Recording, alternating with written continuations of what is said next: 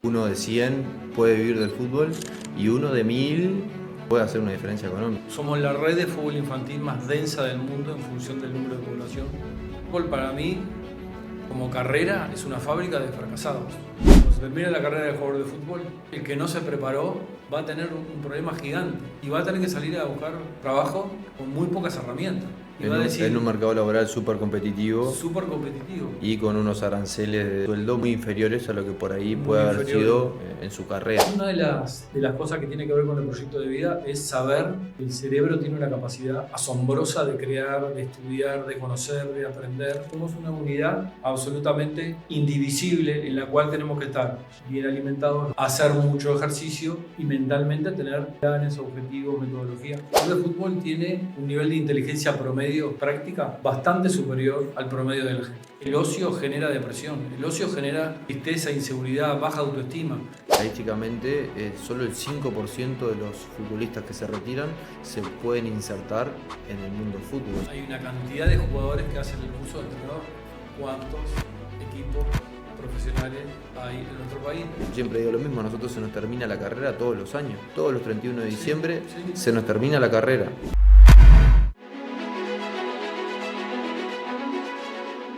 En Uruguay, más de 50.000 niños corren detrás de una pelota cada fin de semana. Son casi 2.000 partidos los que se juegan a lo largo y ancho del país, con familias enteras en la tribuna. El baby fútbol, como su nombre lo indica, es un juego de niños, una fiesta donde la diversión es el centro. Pero a medida que esos niños crecen, el juego se transforma, y para muchos el fútbol empieza a verse como una posible salida laboral. Ahí es cuando todo cambia, el juego se convierte en posibilidad y la posibilidad en presión. Por eso, hoy queremos hablar de este otro lado de la cancha, el que no siempre se ve. Mientras que menos del 1% de los futbolistas llega a primera división, tan solo el 0,1 logra una diferencia económica. Por lo tanto, el resto necesita algo más que una ilusión, un proyecto de vida. Para profundizar en este tema, nos acompaña Gabriel Gutiérrez, psicólogo clínico y deportivo, especialista en el acompañamiento de jóvenes deportistas. Bienvenido, Gaby, y muchas gracias por estar con nosotros. Un gusto, Fabricio, encantado de estar contigo. Un placer, la verdad, que verte en esta tarea tan importante. No porque esté yo, sino porque hoy creo que lo que vamos a intentar hacer es dar números y concientizar a una cantidad de gente de lo que significa el fútbol en Uruguay, que es algo muy importante, pero creo que tenemos que rever algunas cositas. Sí, yo creo que esta problemática que tenemos en la sociedad de que tantos chicos inician en una carrera con mucha ilusión y que las estadísticas nos dicen que son muy pocos los que logran siquiera trabajar de esto y muchos menos los que realmente hacen una diferencia económica en su vida y pueden, digamos, acomodar al resto de la familia. Y esos números que dijiste que son muy fuertes, los pudimos recolectar, analizar y difundir en su momento con Gustavo Poyet en ONFI hace unos cuantos años. Creo que no se han modificado mucho. ONFI ha hecho muchas cosas en todo este tiempo para mejorar, por ejemplo, con la formación de los entrenadores, formación de los árbitros, conversaciones con dirigentes, pero la realidad sigue siendo una realidad dura, porque Uruguay es un país que actualmente tiene más o menos 3,5 millones de habitantes, un poco menos. Niños varones de 6 a 12 años hay más o menos 240.000. De esos 240.000, más de 50.000, 55.000 más o menos, juegan al fútbol infantil de manera federada en ONFI. Somos la red de fútbol infantil más densa del mundo en función del número de población. Y eso hace que, a pesar de lo pequeño que es Uruguay, salgan jugadores como debajo de las piedras, como se suele decir, y muy buenos. Aunque 3 de 4 no juegan al fútbol, ese cuarto integra una red muy potente. Y eso es muy bueno porque jugar al fútbol es lindo. Y de chico creo que yo también jugaba, me divertía, me parece un deporte extraordinario. Ahora bien, cuando el fútbol infantil comienza a transformarse en un negocio, ahí empiezan a intervenir variables que tienen que ver con La presión de los padres, la presión de los dirigentes, la presión de algún representante, que hay representantes que andan por las canchas de fútbol infantil, ya andan como señando a algunos jugadores, no digo todos, por supuesto, algunos. Entonces el fútbol infantil ha empezado a tener ribetes muy dolorosos, por ejemplo, con aquellos padres que mandan al hijo a jugar al fútbol porque le gusta y de repente se da cuenta de que como es un poquito lento, queda marginado o no queda en el plantel, o directamente no forma parte, o lo mandan al equipo B o al C, o le dicen estamos llenos, que vaya para otro equipo. Por eso también hay una cantidad de clubes. Ahora se me vino a la mente un club muy conocido del interior, a nivel de fútbol infantil, una potencia, cosa que a mí me da escalofrío, porque es potencia por la cantidad de campeonatos que ha ganado muchísimo a nivel nacional. Y hubo un periodo en el cual recibió a más o menos 150 aspirantes para una categoría. De esos 150 quedaron 15, los mejores, los más rápidos, los más habilidosos, los más fuertes. Los 135 restantes se fueron para sus casas. Cuando terminó el campeonato, de esos 15 que habían quedado, 4 fueron dados de baja y trajeron a niños de otros lugares del departamento para hacer a un equipo invencible como realmente lo fue y Más ganaba un competitivo. promedio de 7-0 partido. A nivel del ego del entrenador, genial, estaba lleno de copas la casa, pero ¿y los 135 niños que no jugaban? Y estamos hablando de fútbol infantil, ¿no? Fútbol infantil. Yo me molesté mucho, me acuerdo que yo estaba en un encuentro cuando me enteré y no lo podía creer y discutí y bueno, casi se arma tole. Claro. Pero me pareció una falta de respeto, por ejemplo, con respecto a todos los padres que tienen hijos que quieren que vayan al fútbol infantil. Sí, un poco, creo que tiene que haber un equilibrio como todo en la vida de que disfrutás, jugás y podés ganar bárbaro. Y si llegás a ser Luis Suárez o Cavani o qué sé yo. Sí, que ya O depende Messi. de otros Depende de factores. 475.000 factores, bárbaro. Pero el tema es que no es así y los medios de comunicación son muy buenos porque comunican, pero son un peligro porque te muestran la punta del iceberg. Que es como decías tú, los jugadores de primera son el 0,87% de toda la población infantil y juvenil. Y los que hacen la diferencia económica, es decir, los que llegan a los 35 años y dicen ahora voy a poder vivir de lo que gané en el fútbol, es el 0,14%. Sí, estamos hablando de números de 1 de 100 puede vivir del fútbol y 1 de 1000 puede hacer una diferencia económica. Exacto. Y si lo llevamos a los números que tenemos, que tenemos 50.000 niños practicando el deporte a nivel de formativas o de juveniles, cuando lo llevas al número son 50 en esos 50.000. O sea, el número las probabilidades de éxito son bajísimas. Sacamos la cuenta que es 6 veces más fácil sacar la lotería, o la quiniela, los 3 números a la cabeza, yo no juego, pero creo que es así, que llegar con el fútbol. O sea que el fútbol para mí, que amo el fútbol, vivo en gran parte gracias al fútbol, que tengo muchos pacientes que son futbolistas, pero como carrera es una fábrica de fracasados. Yo estoy totalmente en contra de que, por ejemplo, los clubes no obliguen a estudiar.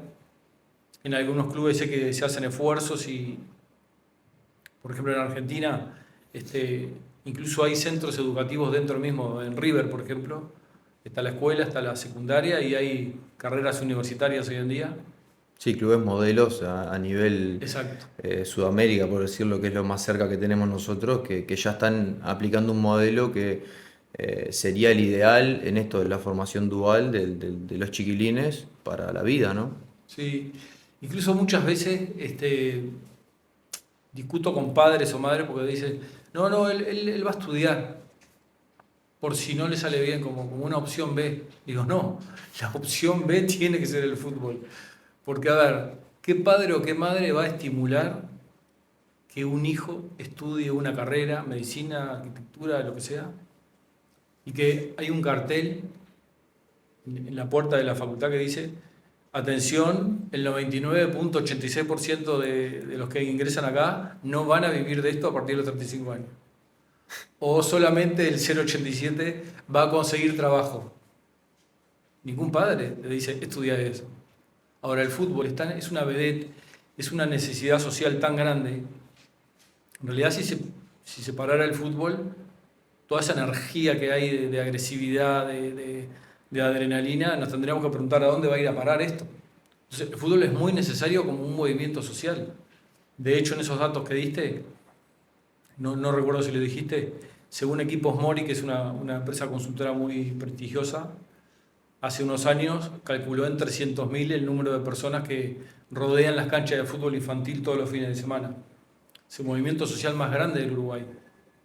Entonces, Sí, solo a nivel de fútbol infantil, ¿no? solo a nivel de fútbol infantil, porque es mucho más el fútbol infantil que el fútbol adulto, que tiene en la A 16 equipos, en la B creo que 16 equipos, o no, 14 14. somos. Sí, después tenés todo lo que es el fútbol amateur, Después que está el fútbol tenés, amateur, ¿no? semiprofesional. 30 equipos en la primera división amateur, tenés casi 40 equipos en el fútbol femenino, o más, no recuerdo bien el número, pero tenés un mundo Un dentro del mundo. país. Exactamente, es un mundo de gente que está pendiente de algo donde hay muy pocos cupos. Entonces, hasta por un tema de lógica, hay mucha gente que piensa que porque juega muy bien al fútbol, o hace todo muy bien, y si se adhiere al club de las 5 de la mañana, y hace todo, y perfecto, y aún así Y no te asegura está nada. lleno de jugadores excelentes que no están jugando. No porque no tengan condiciones, no hay lugares. Y a veces los Total. lugares no son lógicos, a veces tiene que haber un dirigente, a veces un representante, a veces el gusto de un entrenador. Sí, O sí, sí. sea, es la carrera más ilógica que hay que seguir, es apasionante, yo estimulo a que jueguen al fútbol, pero la prioridad es estudiar. En esto que decís de que la prioridad es estudiar, eh, me surge una pregunta que es, ¿los padres en el momento de acompañar a esos hijos saben de los números de estas probabilidades o hay una desinformación quizá generalizada? En su momento recorrimos los 19 departamentos, convocando a todos los clubes, padres y madres, para informar del 0,14%, que son los que se salvan, del 0,87%, que son los que llegan a jugar en primera. Y tuvimos mucha escucha, más de las madres que de los padres, pero la información está, los números son fríos, es estadística pura. Y muchas veces tenés de todo, tenés padres que son muy conscientes de esto y le dicen a sus hijos, vos vas a estudiar y si no estudias bien o no te va bien el estudio, olvídate del fútbol. Padres que están en una especie como de ambigüedad, de que motivan, pero bueno, pero tiene partido y le cambiaron el entrenamiento, entonces que postergue un poco el estudio, o sea, es como una zona medio sinuosa, border. Y después están los padres que se ponen la camiseta del hijo y ya piensan ya se imaginan en el Bernabéu alentando a su hijo. Cosa que puede pasar, Sí, pero sí, sí. es muy difícil. Ya con la Entonces, expectativa de que del a éxito. mi hijo sí le va a ir bien Sí, y no teniendo quizás en cuenta todas estas otras aristas que no dependen tanto de ni siquiera su habilidad o su condición, porque después a lo largo de la carrera son tantos los momentos en los que puede pasar una lesión, la condición física, un representante, un equipo, un director técnico, entonces son tantas las variables que a veces nos enfocamos solo en mi hijo juega bien. Entonces, desde ahí creo que tener estos espacios para poder comunicarlo y que la gente tenga la información de decir, no es tan inteligente jugármela toda por un modelo que quizás no es el más efectivo. sí, creo que es una decisión muy poco inteligente dedicar todo el esfuerzo al fútbol, más allá de que se dice que para tener éxito tenés que dejarlo todo en eso. Sí, pero también tenés que vivir después, tenés que comer. Entonces, yo creo que se puede apostar a un deporte de manera muy profesional estudiando. Si no hay estudio, es una lotería. Sí, es una lotería. Puede que sí o puede que no. Y las probabilidades no están a favor. No, los Ah, números son muy duros. Hablaste de un modelo a nivel de Sudamérica como lo es River y como hay muchos otros equipos que también tienen centros educativos a disposición de los futbolistas. ¿Qué otro centro o centro de formación de futbolistas conoces que también tenga un modelo que pueda ser a seguir en cuanto a la formación en el fútbol? Acá en Uruguay sé que no todo el mundo tiene el mismo enfoque. Hay equipos, clubes que digamos que este tema lo manejan de una manera bastante responsable. Son excepciones, creo yo, porque lo que uno ve en la cancha del fútbol infantil los fines de semana es, si no es una guerra, es una guerrita. Pero, por ejemplo, en Buenos Aires, en Argentina, por allá por el 2005 me enteré que existían las escuelas Marangoni. Marangoni fue un jugador de fútbol conocido en Argentina, si mal no recuerdo, Independiente, no me acuerdo si Boca, selección argentina. Y cuando se retiró, junto con la esposa, que es psicóloga, pusieron una escuelita de fútbol en la cual en el primer año tuvieron a 34 chicos.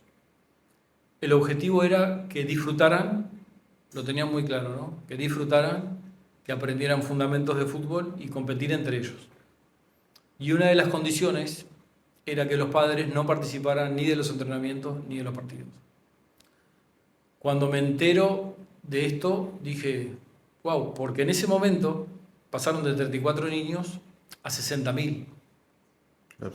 No entraban, obviamente, en la escuela. Sí, sí, Tuvieron que sí. hacer un convenio con la Municipalidad de Buenos Aires y en ese momento las escuelas Marangoni tenían más de 250 plazas de deportes en las cuales, en un mix de empresa privada con pública, las escuelas Marangoni brindaban la escuela de fútbol gratuita desde la mañana hasta mediados de la tarde, y desde mediados de la tarde hasta la noche había que pagar, porque cuando terminan los colegios privados, Claro. la gente que podía pagar iba de tarde a noche. Financiaban el proyecto Exacto. entre la gente que pagaba y los sponsors, supongo que también las empresas privadas que tendrían Exacto. soporte para... Sí, McDonald's, me acuerdo, entre ellos era una empresa que participaba. Cuando me enteré, volé a Buenos Aires a ver eso, porque quería verlo con mis propios ojos, y realmente los padres estaban como a 40 metros del entrenamiento de los chicos, y los partidos son entre equipos de la propia escuela Marangoni con determinados valores, y los entrenadores tenían totalmente prohibido, bajo premisas previamente estipuladas con la psicóloga, por ejemplo, gritarle a un chico, presionarlo, era todo motivación hasta los 12 años. Era motivación y fundamentos, motivación y fundamentos. Recién a los 12 se empezaban con competencias internacionales, ni siquiera competían A nivel en Buenos país, Aires. claro. Hacían intercambios competitivos con centros de otro país. Lo que se lograba con eso, aparte de que era un gran negocio, pero con un perfil diferente. Recuerdo que le pregunté a dos taximetristas, no existía Uber en esa época. Yo les decía que estaba visitando escuelas Marangoni, qué opinaban, y ellos me decían, y bueno, si tenés un hijo y querés que te lo traten bien y que aprenda a jugar al fútbol, lo tenés que llevar ahí, porque ahí aprende y se divierte, y te lo tratan bien. Y de ahí salieron dos jugadores que me acuerdo, pero salieron una cantidad que llegaron a la selección, Aymar, Saviola, jugadores de mucho nombre, que, o sea, se puede también, con ese espíritu que parece un poco como ingenuo, se puede llegar a jugar al fútbol tan bien. Hay pruebas que lo demuestran Hay pruebas que lo y demuestran. sobre todo el impacto a nivel social que deben haber tenido los que no llegaron, porque hay muchos que capaz llegaron, pero hay otros que no, pero sin embargo esa etapa de formación fue distinta a la que viven hoy un montón de chicos que lo vemos a diario, basta con arrimarse a un partido de baby fútbol y se percibe la presión que tienen esos chiquilines por ganar, por competir, por ser mejor. Yo el otro día empecé a ver la serie del Kun y cómo estaba la presión del padre sobre él, de que tenía que hacer 5 goles en el primer tiempo para poder irse a jugar otro partido, o si no ganaban, que el padre no le hablaba, él sabía que no podía hablar cuando perdían, en el camino de vuelta, lo que él sufría y lo que él sentía en esas situaciones, y que sabemos que no le pasó solo al Kun, que a muchos de nosotros no, nos ha pasado de que por un resultado deportivo o por un mal rendimiento, tener esa consecuencia negativa de la persona que quizás más, de tu referente o de tu padre o de tu familia, que eso afecta en cuanto a la formación del niño, de manera negativa, ¿no? Sí, a nivel psicológico no es muy difícil analizar lo que sería una proyección narcisista del padre, en este caso, que hay muchísimos casos de esto, en el hijo. Es decir, en realidad el que quiere salir campeón y quiere ser protagonismo es el padre. ¿A través de quién? Del hijo. Entonces dale, pegale con derecha, pegale con izquierda, haz esto, haz lo otro. Y, y es tremendo, porque la presión que siente ese chico es no solo o sea, atenta contra la motivación, atenta contra el disfrute. ¿Por qué? Porque tengo que ser un gran jugador de fútbol. Papá está pendiente ahí esperándome para llegar en hora al entrenamiento. Termina el partido, ¿cómo salieron? ¿Ganaron o perdieron? 5 conceptos que en Argentina las escuelas Marangoni lo manejaban, que son como las 5 prioridades del fútbol infantil. Divertirse, desarrollo psicofísico, socialización, aprendizaje del deporte y competencia. En Uruguay funciona Totalmente al revés. competir, enseñarle la jugada, desarrollo psicofísico es inevitable porque la socialización no tenemos más remedio, tenemos Sí, que sí, hablar sí, si sí, jugamos sí. juntos. Y la diversión, bueno, si con Sí, todo esto sí, sí, logran divertirse, si son un ganás, fenómeno. si ganás el partido, Exacto. ahí capaz que te podés divertir. Sí. Y, Es triste, pero se ve mucho eso acá. y creo que si tuvieran la posibilidad de ganar sin tener que desarrollar la parte física de los chiquilines y sin que se diviertan, te lo firman porque Sí, es como el objetivo. es el objetivo. Sí, lamentablemente es el objetivo. Ahí creo que los que tienen que intervenir muy fuertemente son, primero que nada, los padres, saber en qué mundo se meten, informarse. Después también, bueno, los árbitros, sacándole dramatismo y haciendo cosas de... y después los clubes. En realidad, el norte de un club lo marcan los dirigentes, que es, ¿vamos a hacer un club ultra competitivo o vamos a hacer un club de integración, de inclusión, donde van a jugar todos los lentos, los rápidos? Donde la competencia es una parte Es una parte. y no el objetivo. Y además un proceso. Hay montones de jugadores. Yo viví esto en un colegio privado donde trabajé hace muchos años. Hay muchos jugadores que a los 8 o 9 años viene la pelota y le tienen pánico. Y después capaz Y después que con a el los tiempo, 12 tremendos zagueros que sí, salir sí, sí, adelante porque te parten desarrollan, el medio. Pero hay que desarrollan. esperarlos, hay que tenerles paciencia. Y eso en el fútbol infantil hoy en día creo que no se da porque está la urgencia de sacarlos buenos rápido, lo antes posible, que pasen del club de fútbol infantil a los grandes o a Sí, un sí, equipo sí. ahí. Y Hay- pasa en el fútbol infantil, y pasa en juveniles, Sí. y pasa en primera división.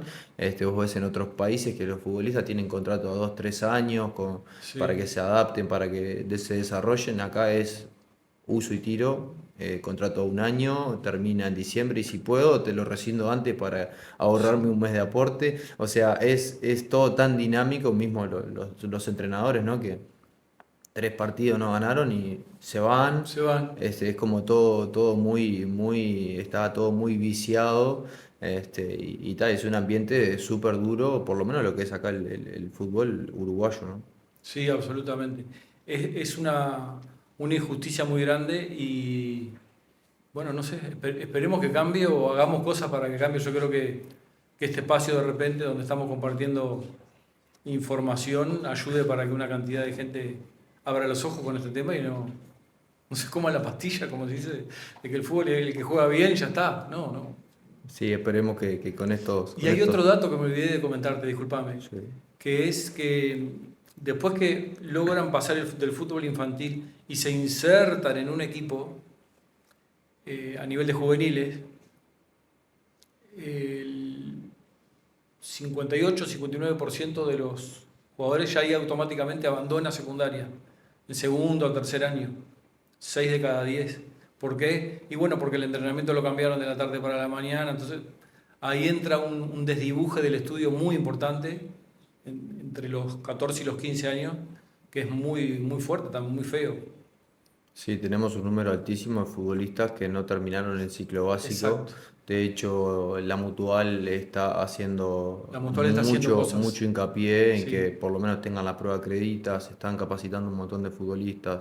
Eso hace que estén insertos en educación, tanto formal como no formal. A veces capaz que no están haciendo el liceo, pero están haciendo un curso. Y eso les da herramientas para... Todo lo que sea estudiar y formarse, yo creo que le va a servir bien al jugador porque ya sabemos cómo va a terminar la historia. Incluso creo que hay beneficios como, no sé si es un 2 por 1 o algo por el estilo, en el cual en un semestre creo que haces el equivalente a dos, o sea que solamente Sí, en sí, Uruguay es capaz de hacer eso. hoy por hoy hay un montón de posibilidades en las que Exacto, te permiten finalizar el ciclo exacto. Es estudiantil como que lo están y empujando para que lo terminen. hay un montón de programas y bueno, es machear la necesidad que es el futbolista que no está Sí, estudiando con las oportunidades que hay que a nivel estatal, a nivel de los privados, hay mucho incentivo para que no solo los futbolistas, sino los jóvenes en general terminen los ciclos educativos y puedan tener en definitiva una mejor vida, porque es un mejor desarrollo académico, laboral, personal, o sea, tiene un impacto positivo en todas las áreas de su vida. sí, lo que está haciendo la Mutual me parece que está teniendo una filosofía bastante más responsable y más consciente que antes, y eso me parece que es muy importante.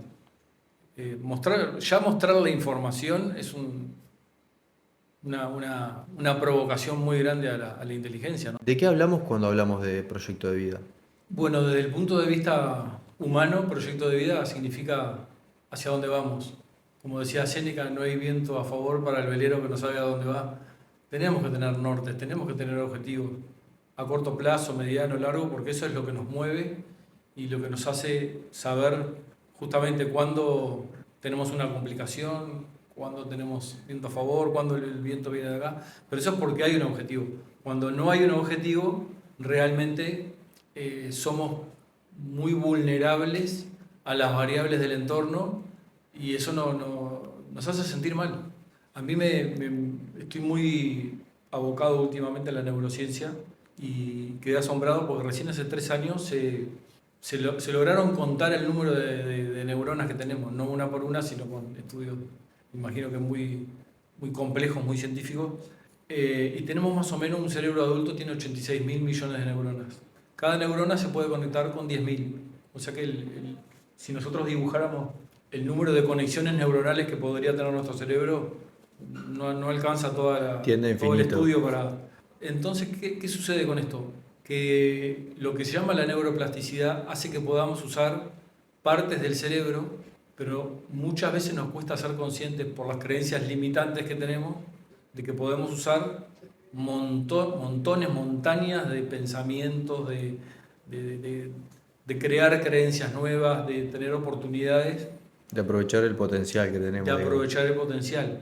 Se dice que el ser humano promedio utiliza algunos dicen un 12, otros un 18 o un 20% de las neuronas que tenemos a lo largo de la vida. Es decir, el 80% se mueren diciendo, no, mala gente, no usaste en toda tu vida.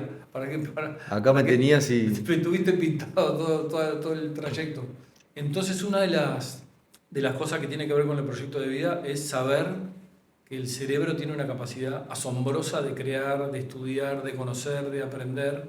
Y los- creo que todos los tiempos muertos que tenemos, todos los tiempos que no son productivos, no digo que no haya que descansar, que ver el Instagram, mirar una serie, una película, claro que sí, por supuesto. El que hizo deporte, tirarse, despatarrarse, puede hacer deporte, claro. Pero cuando la persona es consciente de que tiene periodos de vida que no los está utilizando, no solo que tenemos el problema de que no estamos utilizando el tiempo, sino de que se genera a nivel de neurotransmisores, se genera cortisol. El cortisol es la sustancia química que se produce acá atrás, que es lo que genera el estrés, la tristeza, la angustia, el miedo. El cortisol es el gran creador del miedo. Cuando nos estamos moviendo y estamos haciendo algo, aunque sea muy básico, el cortisol baja. A nivel de vida cotidiana, el deporte aeróbico disminuye un 40% del cortisol automáticamente. Es o decir, sea que a nivel de salud, moverse, ya estamos mejorando o estando, o sea, a nivel personal, con una mejor calidad, digamos. a nivel cerebral, creo que hacer deporte vendría a ser como que el cuerpo, si no, es como no alimentar el cuerpo. O sea, si no movemos el cerebro, si no, tenemos que ser conscientes que somos una integridad. Hoy en día está demostrado que el cerebro influye en el cuerpo, pero está tan demostrado hoy en día que existe una especie de segundo cerebro, que está en el aparato digestivo, en donde se segrega la serotonina, que influye en el estado de ánimo que pasa por el cerebro.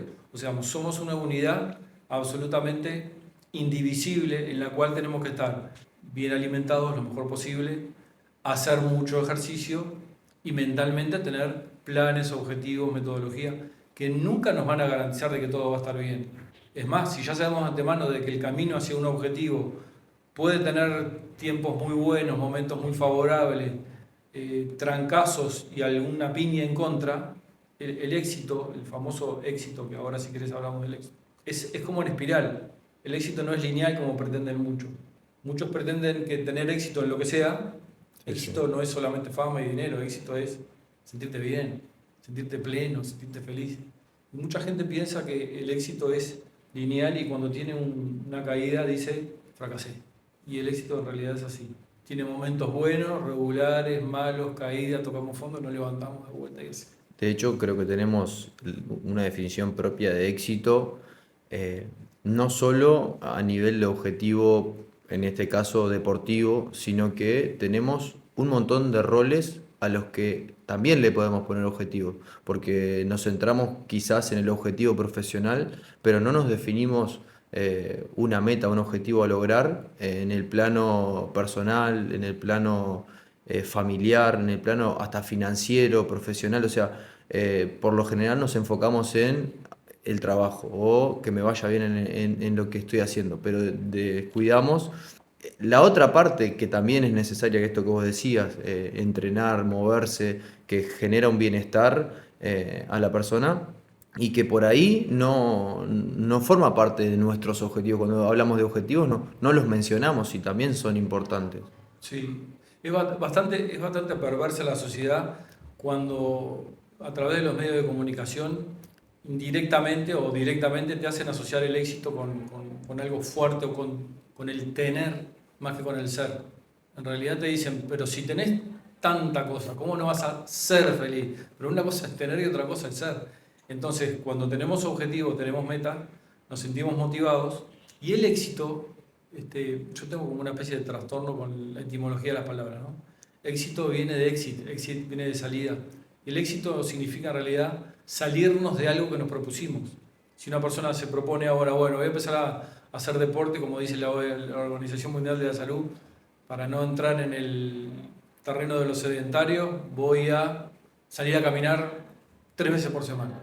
Y si dentro de un mes saliste 3 veces por semana, pues decir, ¿sos una persona exitosa? Sí, muy exitosa. Trabajo, no sé, tengo familia y salgo a caminar. Es decir, el éxito es salirnos de algo que nos propusimos. Es una palabra que la vemos por todos lados, éxito. Es salida. Entonces, hay una cantidad de microéxitos que son lo que te hacen una persona exitosa. No tenés que llegar tan lejos ni tan rápido ni de ninguna manera en especial, sino que uno mismo se va proponiendo pequeños porcentajes de éxito que te van a hacer sentir bien y en realidad, como decía Borges, la vida son instantes, es como que cada vez que vos te sentís bien son como un collar de perlas de buenos o malos momentos y cuando terminás la vida decís, bueno, a ver cuántos momentos buenos viví y cuántos malos.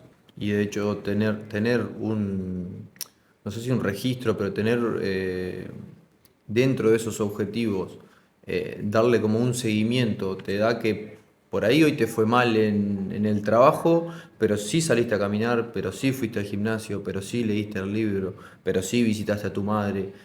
Son como decir, bueno, sí, me fue mal en el trabajo, pero o estoy haciendo un curso y al curso sí fui y me fue bien. O quizás un día te va mal en el curso o no pudiste ir, pero estás bien con tu pareja, estás bien con tu familia, estás bien con tus hijos. Entonces, que en la ecuación entren todas las partes para uno tener identificado ese estado de situación general. Sí, sabes que me haces acordar me hiciste acordar a un reel que vi hace poco en Instagram del mejor jugador de la historia del fútbol americano, Yo la verdad no lo conocía, no recuerdo el nombre, pero en una entrevista dice, incluso como hasta enojado, que él nunca se comparó con nadie a nivel deportivo, que siempre quiso dar el máximo, y es más, esto se lo comenté a varios pacientes y ya hicieron lo mismo, porque el compararse muchas veces es como que a nivel social, deportivo, etcétera, la comparación es bastante, te hace perder tiempo y te saca energía. Y en el caso de él, para ser por lejos el mejor deportista del deporte más popular de Estados Unidos, él mismo se le ocurrió escribir una frase en el espejo por las mañanas que decía: sé la mejor versión tuya hoy. Nada más que eso. Y lo dice enojado porque él es consciente de que muchos deportistas viven midiéndose con el otro. A ver, en realidad uno tiene que tener su propio plan, que creo que apuntabas a eso tú, una metodología, un plan, objetivos. Y cuando nosotros vamos cumpliendo eso, cuando algo sale bien, nos sentimos bien, es dopamina, el cerebro aplaude, y cuando algo sale mal, ya tenemos que saber que eso va a ser parte de un proceso. El estado de ánimo general cambia. El avance de los últimos tiempos, creo que para mí, más grande, que creo que se está difundiendo por suerte cada vez más, es la diferencia entre la dopamina, que es lo que nos hace sentir bien, el placer inmediato, lo dulce cuando el cuerpo nos pide algo dulce, como se dice, o algo salado, que es la gratificación fácil, y la serotonina, que es el neurotransmisor que produce el sistema digestivo, que es la estabilidad emocional mucho más a largo plazo. Y eso creo que es un gran avance. Hay un español que a mí me gusta mucho, Mario Alonso Puig, que se encarga de explicarlo de una manera muy, muy científica, de cómo incluso a veces la dopamina va en contra. Buscar el placer inmediato y no complicarnos la vida nos hace ir en contra de la estabilidad emocional a largo plazo, porque nos volvemos adictos a no pensar, no complicarnos la vida y lo fácil. Y no, hay que buscar un equilibrio. Claro. La dopamina no es mala, es más, la necesitamos, pero tenemos que alimentar la dopamina y alimentar la otra, la serotonina. Que creo que es el desafío de todos, ¿no? O sea, cómo contrarrestar esa hiperestimulación que tenemos a nivel de redes sociales, a nivel hasta de país. Salís a la calle, hay una energía que es súper eh, agresiva, por decirlo de alguna manera, en la que es bocina, es ruido, es freno, es insultos. Vas a un lugar a comprar y hay un ruido tremendo. Creo que esa hiperestimulación que hay va en contra de esta segregación de serotonina que necesitamos, y la necesidad de encontrar mecanismos que nos ayuden a tener esos momentos de calma, de tranquilidad, para encontrar ese equilibrio.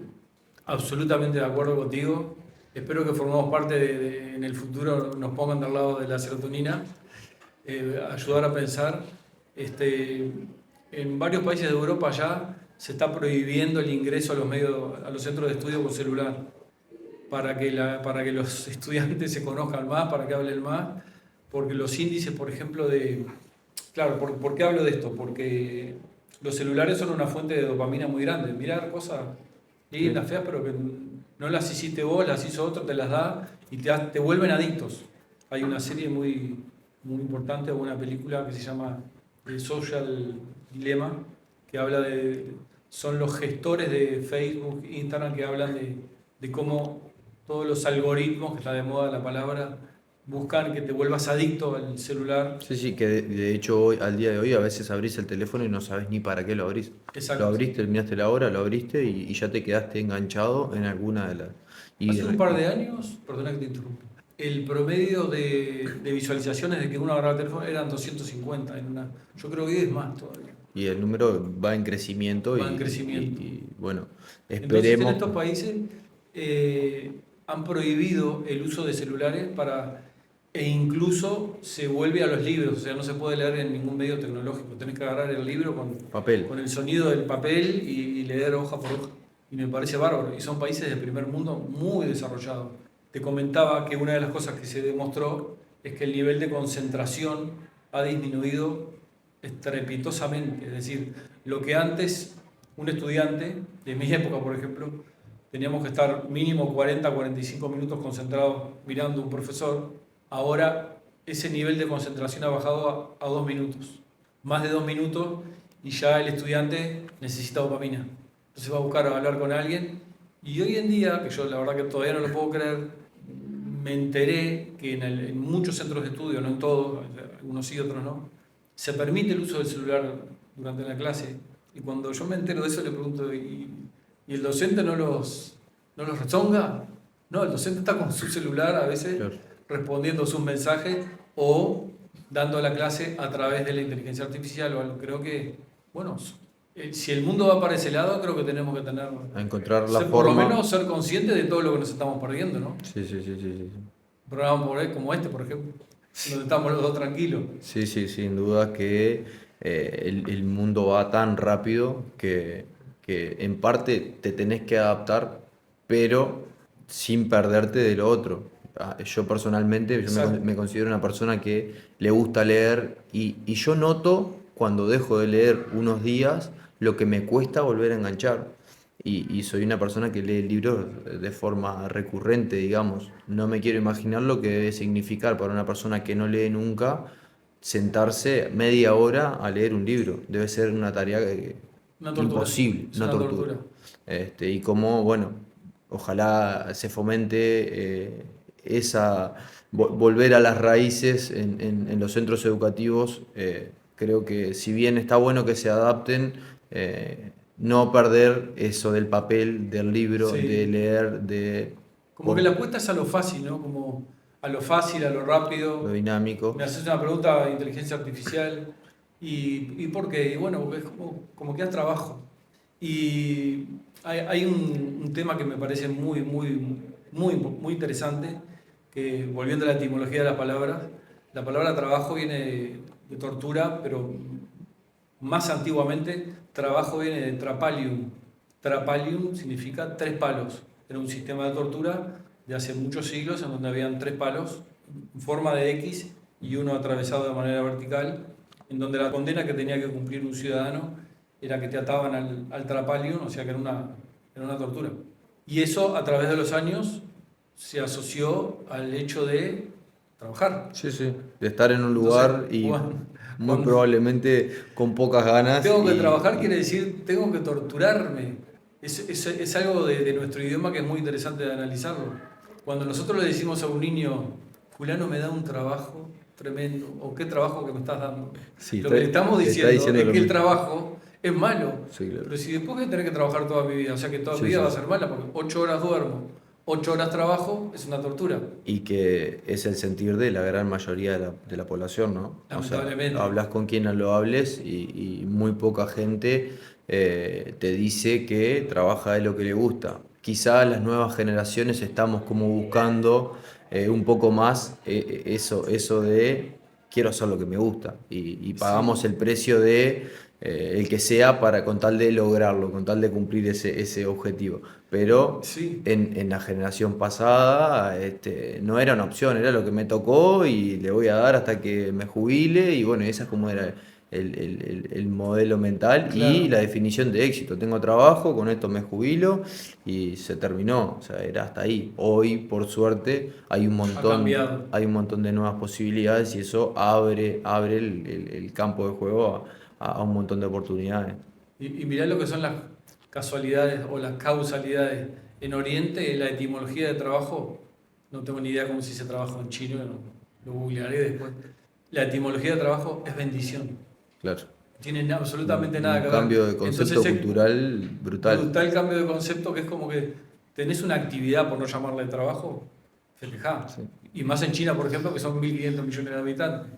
Y sin creo que duda. el 80% de las cosas que nos rodean vienen de allá, Sí, vienen de los chinos. total. En esto de hablar del proyecto de vida, ¿cómo puede beneficiar a los deportistas el hecho de tener un horario laboral mucho más corto en lo que es en comparación con el resto de la población? Porque vos tenés una población que trabaja 8 horas y recién ahí puede dedicarse tiempo para entrenamiento, para estudiar. Que eso lo hace súper difícil, pero es una de las opciones. Trabajar 8 horas y después recién ir a formarte para poder tener esa mejora en esto del proyecto de vida. ¿Cómo podrían aprovechar los futbolistas que tienen menos horas de trabajo, digamos, en el lugar, que tienen un tiempo para descanso y que el resto del tiempo lo podrían aprovechar mucho más de lo que lo aprovechan? No tengo ninguna duda de que es una decisión que corresponde a la inteligencia del jugador. Vamos a decir algo que quiebre una lanza muy grande por los jugadores de fútbol. El jugador de fútbol tiene un nivel de inteligencia promedio práctica bastante superior al promedio de la gente. ¿Por qué? Porque el jugador de fútbol todos los días, estamos hablando de los profesionales, ¿no? O semiprofesionales, todos los días tiene que estar tomando decisiones con su cuerpo y con su mente, recibir una pelota, controlarla, atajarla, no atajarla. Tiene que resolver cosas de alto riesgo. ¿Por qué? Porque está en juego estar en el equipo, que termine el contrato y se termine y me quedo sin trabajo. Es decir, es muy estresante la carrera del jugador de fútbol. Entonces, una ventaja enorme que tienen es que un entrenamiento puede durar 2 horas, ir al entrenamiento 1 hora, volver. Es decir, pero Sí, siempre va a haber. ir y venir es lo mismo que le cuesta al ciudadano Exacto. que va al trabajo, ¿no? Porque está 8 horas Sí. trabajando, pero también tiene 1 hora de viaje para ir y 1 hora de viaje para volver. O sea Yo que, creo que el cuerpo juega un papel bastante negativo en cuanto a que uno siente que, por ejemplo, a nivel aeróbico ya entrenó, que el cuerpo se merece la tranquilidad. Pero y las 86.000 millones de neuronas que están esperando un trabajo. Entonces creo que hay que planificar, hay tiempo, tienen tiempo, y sea lo que sea, creo que todo lo que es tiempo de ocio, como te comentaba al principio, el ocio genera depresión, el ocio genera tristeza, inseguridad, baja autoestima. Ni que hablar, cuando se termine la carrera de jugador de fútbol, el que no se preparó va a tener un problema gigante. Se va a sentir muy, muy culpable por no haberse preparado y, y va a tener que salir a buscar trabajo con muy pocas herramientas. Y va a en un decir, mercado laboral súper competitivo súper competitivo, y con unos aranceles de sueldo muy inferiores a lo que por ahí muy puede haber inferiores. sido en su carrera, ¿no? Y además, una de las grandes cosas que se preguntan es, ¿qué hice todo el tiempo libre que tuve? ¿En qué lo Y invertí? bueno, esas son las consecuencias de apostar todo a una sola, Exacto. o sea, usar la bala que Y tenés, ya usar sabemos que son la gran mayoría, ¿no? la gran mayoría de Es futbolistas. un tema de que el jugador tiene que utilizar su inteligencia, que la tiene, pero en este caso más la práctica es como la analítica, promover el entrenamiento de la inteligencia analítica y darse cuenta dónde está parado, cuáles son las variables que maneja, qué es lo que seguramente va a pasar y tomar acción, tomar decisión. Esto se ata mucho a la definición de objetivos, ¿no? Porque tenemos, sí, bien, los objetivos, digamos, profesionales que son, tengo que mejorar la parte física, tengo que mejorar la fuerza, cómo lo hago, entreno con un profe, me cuido en la alimentación, tengo que descansar bien. Que está Todo muy eso bien. entra dentro de lo que es su carrera profesional. Pero también estaría bueno que empiecen a visualizarse el día después y dentro de esa visualización, ¿qué es lo que me gusta hacer? Porque te podés capacitar en un montón de cosas, pero que la decisión sea de algo que realmente te guste y no de que muchas veces pasa, esto está dando buen resultado, hago el curso y después resulta que no es lo que me gusta y termino Sí. vendiéndome porque pagan bien a algo que realmente no me hace feliz. Entonces creo que el futbolista tiene la posibilidad, por el tiempo que le queda del día, para dedicarse a algo que realmente le gusta y que puede que esté atado al fútbol, puede que sea un anexo del fútbol, por decirlo de alguna manera, pero también si no es lo que le gusta, que se pueda preparar para un campo específico que sea de su interés. Además, cuanto antes empiece esa búsqueda, mejor.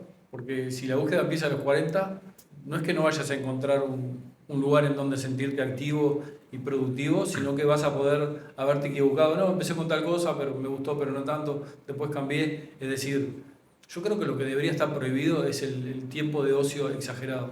¿Ocio todos los días? ¿Un rato? Sí, claro que sí. Pero Pero hay después mucho, hay mucho. hay mucho Creo que tiempo. estamos excedidos. Si exportáramos el tiempo de ocio, si fuera exportable, seríamos una potencia mundial. Está más que probado que el apoyo psicológico es salud. eh, a toda la población, pero específicamente la psicología del deporte, ¿cómo crees que colabora en el desarrollo de la carrera o del año futbolístico del futbolista? Depende mucho del futbolista, pero creo que las herramientas que más se aprovechan es, por ejemplo, cómo manejar la frustración, que es algo permanente con lo que se convive. Es algo diario. Es medio raro que alguien venga a decirte, necesito que me ayudes a manejar el éxito que estoy teniendo todos los días, que me va espectacular. Es poco. Ojo, Es que son muy pocas las veces. Cada tanto te encontrás con jugadores que vos decís, ¿pero y vos a qué venís?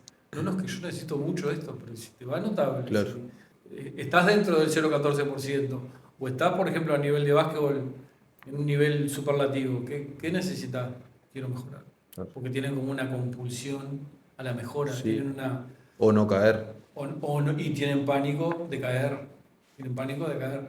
Entonces el manejo de la frustración, el manejo de la agresividad, la desmotivación, las variables que suelen haber en el deporte, que es que me toca jugar o no me toca jugar, soy suplente, quedé fuera del plantel, los vínculos dentro del plantel con los compañeros, el vínculo o los vínculos con el cuerpo técnico, la presión de la hinchada, la presión propia, la historia familiar, el peso de la familia.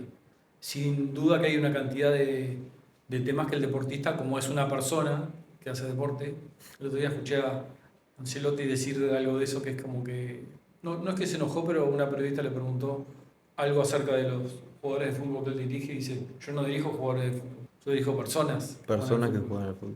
Y eso Total. creo que lo engrandece, más allá de lo que sabe de fútbol, de que es consciente de que está orientando a un equipo conformado con personas que sienten, que tienen su lado bueno, su lado malo, sus días buenos, sus días no tan buenos. Y en un nivel de exigencia Altísimo. altísimo. Que a veces estar triste te afecta tanto en tu rendimiento que a veces hasta no es ni permitido. Y qué importante debe ser tener un entrenador, un líder con esas características, que tenga una mirada amplia a la hora de dirigirte. Del manejo, sí. Y que no te del dice, vos individuo, venís a del ganar grupo. acá o te vas para tu casa. No, venga, Total. cuénteme, esta es nuestra idea. Teniendo como referencia lo corta que es la carrera, ¿cuán importante es estar preparado para esa transición? Con respecto a la preparación para el día después, cuando se termina la carrera deportiva, sinceramente te encontrás con muchos tipos de respuestas. Hay jugadores que, bueno, son los menos, pero que son los que se preparan con la misma intensidad a nivel de estudio o a nivel de cursos durante la carrera. Entonces, cuando termina la carrera, se termina una de las actividades. Hay otros que prevén que viene la recta final y entonces como que te consultan y te dicen, ayúdame para ver qué puedo hacer cuando me retire, porque no quiero que me sorprenda y me encuentre muy a la intemperie.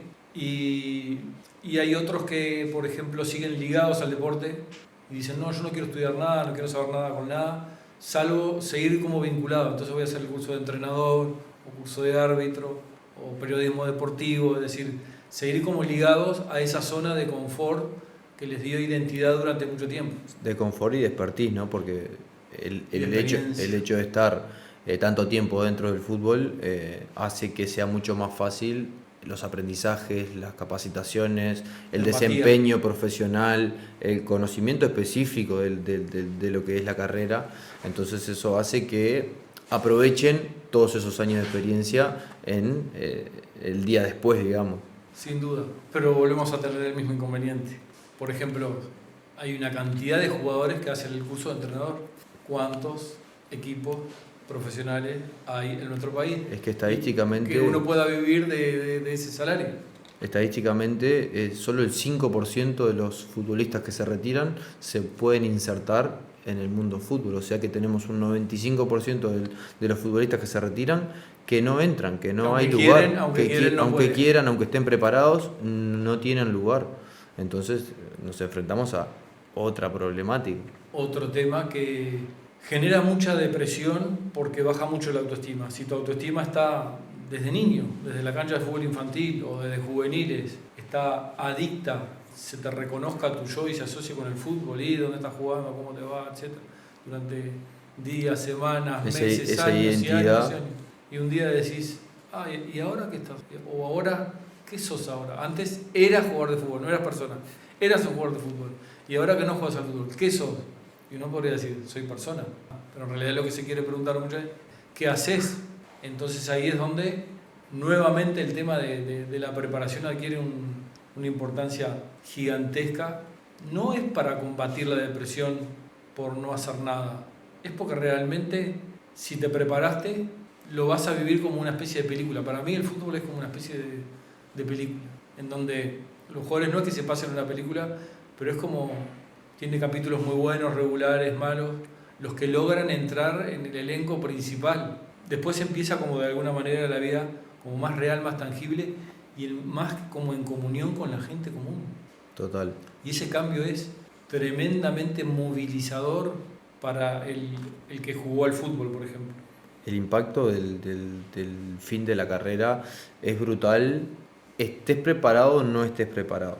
El estar preparado te da herramientas como para hacer esa transición y tener otras actividades en el momento que te retiras. Pero también deja secuelas. Pasar de ser futbolista toda tu vida a ser uno más tiene, aunque estés preparado, un golpe tremendo a nivel personal. Entonces, creo que visibilizar esto también, los futbolistas, aunque estén preparados en el momento de retirarse, es un golpe durísimo. Y lo puedo decir con propiedad, porque hace 6 meses que me retiré por una decisión totalmente personal. Estaba y estoy convencido de que fue la mejor decisión que tomé y el golpe fue brutal, aunque estaba preparado, aunque me había capacitado.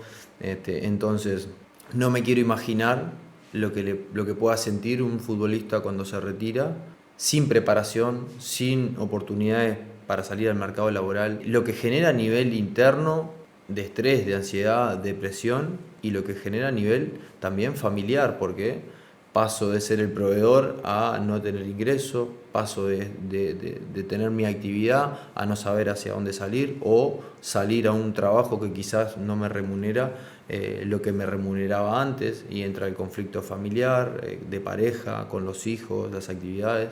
Entonces las consecuencias son fuertes, sea cual sea el caso, ¿no? Sí, yo creo que sinceramente no es porque me hayas invitado a tu programa, pero creo que eso es un ejemplo de inteligencia práctica y analítica, porque a vos el fútbol no te dijo andate, jugaste muy bien, seguro que tenías posibilidades de seguir, pero presentiste algo o intuiste algo, me parece que te hace estar acá ahora en un medio mucho más, que tiene entrenamiento, me imagino, rutina, disciplina, desafíos enormes, como iguales o más que en el fútbol, pero te va a permitir una amplitud mucho más amplia, valga la redundancia, y ojalá que te sigan una cantidad de jugadores, porque van a seguir saliendo jugadores, pero los que planifican su vida y se meten en rubros diferentes son los menos. Así que yo te felicito y sé que juegas bien al fútbol. Bueno, muchas gracias. La realidad es que yo ya lo venía planificando, esa es la realidad, y bueno, encontré el momento en el que dije, hasta acá llegué, y bueno, y como vos decís, buscar otros caminos tiene sus complicaciones, tiene sus desafíos, pero cuando uno investigó tanto qué era lo que le gustaba y lo que no le gustaba, a lo largo de mi vida he hecho cursos de todo tipo, me he dedicado a un montón de cosas y fui descubriendo qué era lo que no quería para mi vida y fui definiendo una visión clara de lo que quiero a futuro, a corto plazo y quizá a largo plazo. Entonces, todos los pasos que intento dar están alineados con eso que quiero. Pero también sé de compañeros que, porque ahora estamos hablando del retiro planificado, pero cuando el retiro no es planificado, cuando el retiro es no me contrató, no me llamó más nadie, tengo 28 años, tengo 32 años, tengo la expectativa de seguir jugando, pero ya no me llamó nadie. Y los que me llaman quizá son equipos amateur, equipos que no tengo una remuneración, y me encuentro con el problema real antes de tiempo. Y a veces pasa, suele suceder. Hay muchos casos de futbolistas que llegan a una edad y no te llaman, no te suena el teléfono y tenés que salir a un mercado laboral sin preparación, sin planificarlo, porque cuando tenés 34, 35, bueno, ya más o menos sabés que se te está por terminar la carrera, pero cuando tenés 28 tenés la expectativa de seguir jugando y nosotros, yo siempre digo lo mismo, a nosotros se nos termina la carrera todos los años, todos los 31 de diciembre se nos termina la carrera. Puede que la extendamos un año más, pero visualizando esa problemática creo que tenemos que tomar acción durante la carrera para prevenir todas estas consecuencias. Los jugadores se deprimen mucho cuando pasa eso y les genera mucho estrés, están todo el día pensando, me llamarán, no me llamarán, miran el teléfono 800.000 veces por día y son momentos que no son nada gratificantes, sobre todo cuando está fusionado el yo y la autoestima con el yo futbolístico, que es lo que nosotros estamos hablando hace rato, hay que romper, y cuanto antes mejor. Me pasó una vez con un paciente, un jugador argentino que estaba en Italia, jugó en la B, había jugado en la A, la B, la C, la D, la D, la C, la B, y todos los años era vamos para el norte, vamos para el sur, con la esposa y con la hija. Y una noche me acuerdo que hablamos y dice, bueno, al final me llamó representante, pero no salió, pero puede salir lo de tal equipo en tal lado. Acá estoy con mi mujer y mi hija en el auto, o sea, toda su familia, las pertenencias que tenían estaban todas en un auto esperando muy barato, esperando una posibilidad. Una llamada que después se le dio, pero no, era como un ejemplo muy, muy crudo de cómo el jugador de fútbol depende de variables que no puede manejar muchas veces, y son la gran mayoría. Entonces es importantísimo por suerte hoy en día, por ejemplo, ese jugador que ya está en edad de semi-retiro, puso una empresa una agencia de viajes para gente de Latinoamérica que va a Italia en este caso y le está yendo bien, está muy contento y sigue jugando, o sea que está haciendo una transición, digamos.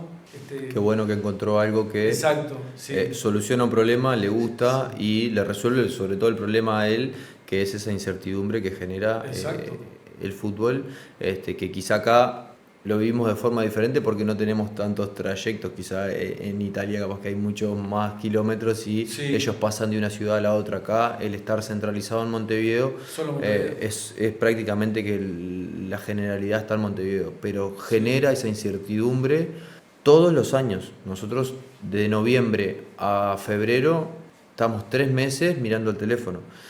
Y es algo que es súper agotante y que es un número altísimo, sobre todo la población de los futbolistas de la B. Quizás los de la A se mantienen, renuevan antes, es como está como bastante diferenciado. El que es futbolista de la B prácticamente pero viste que está todo como escalonado, porque el que está en un equipo grande dice, uy, no me tendré que ir a un equipo común y corriente. Claro, pero el que está en un equipo muy bueno, común y corriente, siempre hay una movilidad. Siempre hay una movilidad. Pero los de la A se quedan en la A y los de la B se quedan en la B.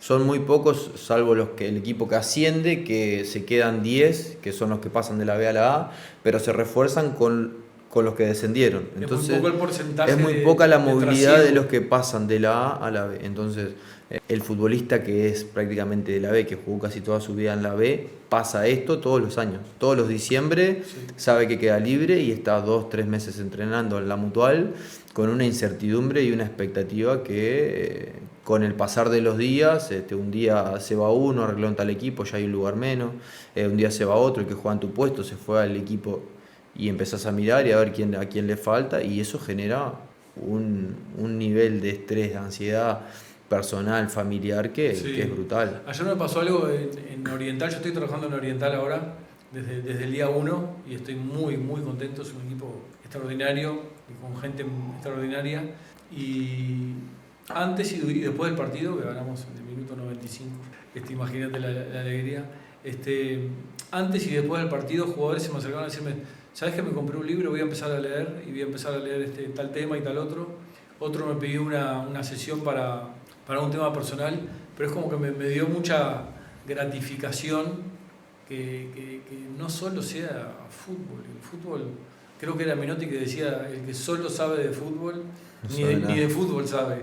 Yo creo que es apasionante el fútbol, pero muy peligroso. En esto de que hablamos de los casos de los retiros, está el retiro planificado, está el no El planificado forzoso, digamos. y quizá después está el más doloroso, es por ahí el retiro prematuro.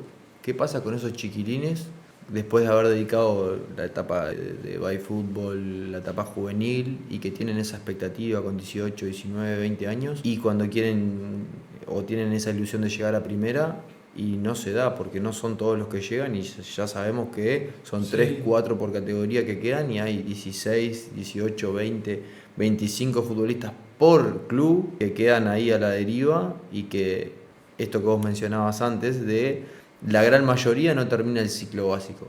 Estos chiquilines se encuentran con 20 años sin ciclo básico, sin una preparación, sin una formación, prácticamente teniendo que obligadamente salir al mercado laboral con cero herramientas Sí.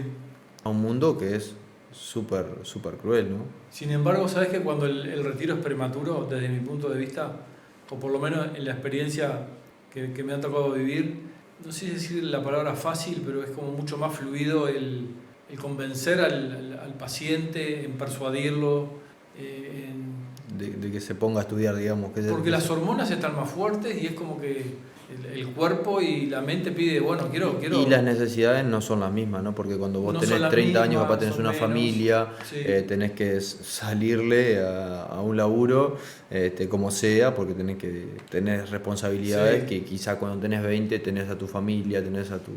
Y como que, bueno, podés hacer un equilibrio ahí entre que consigo un trabajo que no necesito tanto y también puedo estudiar. No Pero, hace mucho, sabes que perdón, un paciente de un equipo grande, yo justo estaba trabajando, pero sí, fue una coincidencia, en ese equipo, estaba de titular, suplente, no jugaba, no estaba citado, era bastante caótica la estabilidad de él, quizá justificadamente, que quizá su rendimiento era, pero él sufría mucho eso, y la familia. Y un día llegó y dijo, no juego más a los 30 años voy a ser millonario. Felicitaciones. No porque sea millonario, sino porque sí, se ve que tomaste la una decisión de decisión. decir, basta con esta tortura, porque Hasta acá llegué. sinceramente, cada sesión era, si se pudiera pesar la angustia de ese jugador por la presión que tenía de los padres, el primer día que fueron, él era adolescente, los padres no me hablaban de un hijo, me hablaban de parecían representantes, que a veces el entrenador lo ponía en un lugar donde no tenía que jugar, es decir, cosas totalmente fuera de lugar. Él decidió no luchar más contra esa presión, dijo, me voy a hacer un camino solo y Se sacó la mochila. hoy en día tiene 3 emprendimientos que nada que ver uno con el otro, en donde vive bien y tiene 20 y pico de años. Se sacó esa mochila que tenía. Se sacó la mochila y se liberó. Y Sí. encontró. Hay que hacer un duelo o un duelito por el yo del fútbol. Él sí queda tranquilo de que llegó a jugar a un determinado nivel, que estuvo ahí, no hay ningún problema. Claro, la vida sigue. No todo es fútbol. No, para nada. ¿Qué papel juegan las creencias limitantes en esto de decir, soy futbolista y después el resto del día me dedico a descansar, no tengo tiempo para estudiar? Tocaste un tema que me apasiona, que tiene que ver con la neurociencia, y es que, primero que nada, el cerebro es un órgano, la cabeza es una parte del cuerpo y la mente es energía. El cerebro, como vimos, está conformado por 86.000 millones de neuronas. Curiosamente, la función número 1 del cerebro no es pensar, es sobrevivir. O sea, en todos nuestros cerebros, la prioridad número 1 todo el tiempo es, tenemos que estar vivos. ¿Le gusta pensar? Tenemos tremenda estructura hecha para pensar, pero al cerebro no le gusta pensar. A cualquier persona le decís, ¿tenés ganas de pensar una hora? Pensar. ¿Por qué? Porque implica un gasto calórico y de proteína que hace que sí haya que hacer un esfuerzo intelectual en este caso. Y otra cosa, al cerebro le gusta tener razón, no le gusta discutir. Porque yo tengo mi sistema de creencias. Entonces yo veo las cosas de determinada manera. Y son así. Y son así. Y si vos me decís, no, Gabriel, pero esto no es así, es así, así. Tengo que cambiar las creencias, tengo que discutir, es decir, es más trabajo, como decíamos. Las creencias limitantes tienen una gran contra, y es que nos hacen ver como películas que no son ciertas muchas veces. Que no podemos hacer tal cosa, que no podemos hacer tal otra. O que son ciertas vistas desde esa óptica. Desde esa óptica. Por ejemplo, hay gente que dice, el deporte no es para mí. Cuando le sugerís que haga deporte, porque te das cuenta que la persona que es sedentaria, que sufre, que se angustia, y decirle, a usted le va a venir bárbaro, no, el deporte no está hecho para mí. Genial, creencia limitante para no hacer nada, ¿verdad? Entonces, las creencias limitantes se combaten con creencias habilitantes. ¿Cómo se logra esto? Primero que nada uno tiene que tener un deseo, ganas de cambiar, ganas de sentirse mejor. Motivo. Motivo. La palabra motivo viene de movere, y movere es movimiento. La motivación se logra con movimiento, con quietud nada. Y la creencia limitante, como su nombre lo dice, te deja quieto en un lugar y con una mirada que va en contra de la inteligencia y en contra de lo que se llama, un término psicológico raro, pulsión epistemológica, que es la necesidad o la pulsión que tiene el ser humano de aprender. Si lo miramos desde el punto de vista del trayecto universal del tiempo, nosotros vivimos un instante, un ratito. Entonces, si no aprendemos muchas cosas en ese ratito, algunos dicen, si no venimos a aprender, ¿a qué vinimos? Yo creo que vinimos a varias cosas, pero una de ellas es aprender. Y además tenemos, como decíamos hoy, tremenda caja, tremenda estructura. Potencial hay. Sí, alguien hizo una comparación una vez de que nuestros cerebros tienen como 600 gigas y usamos 1.5, 1.6 de gigas. Claro. O sea que lo desperdiciamos bastante. Pero creo que las creencias limitantes se combaten con voluntad, con planificación, no sintiéndonos ni más ni menos que nadie. Bueno, Gaby, estamos llegando al final del capítulo. ¿Qué conclusión sacás de esta problemática? ¿Y qué consejos por ahí les querés dar a estos futbolistas que están en las diferentes etapas de su carrera? Bueno, primero que nada quiero agradecerte la invitación a este programa tan prestigioso. Pero te lo digo sinceramente, me sentí muy cómodo, me gustó mucho lo que hablamos, las preguntas que me hiciste. Espero haber estado a la altura.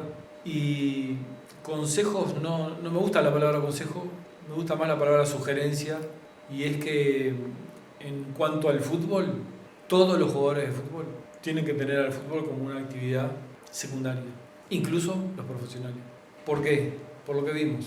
Porque ese lugar de oro, el Miss Universo, de hacer el Mr. Fútbol del mundo, está reservado por un tema de cupos para muy pocos, que por supuesto tienen que tener talento y disciplina.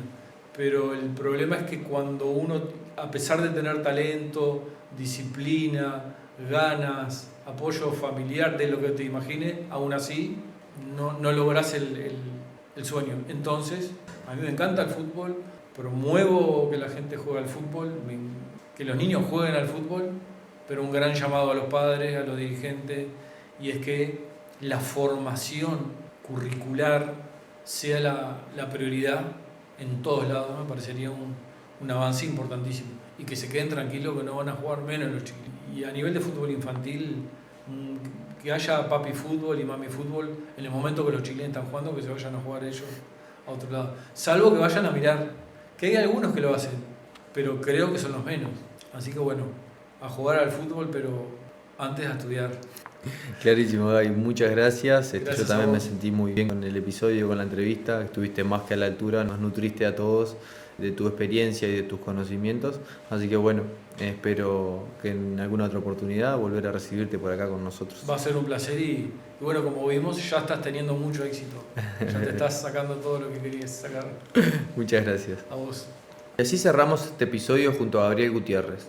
Mi nombre es Fabricio Santos, esto es Inspira Podcast y no se olviden de seguirnos en nuestras redes sociales. Hasta la próxima.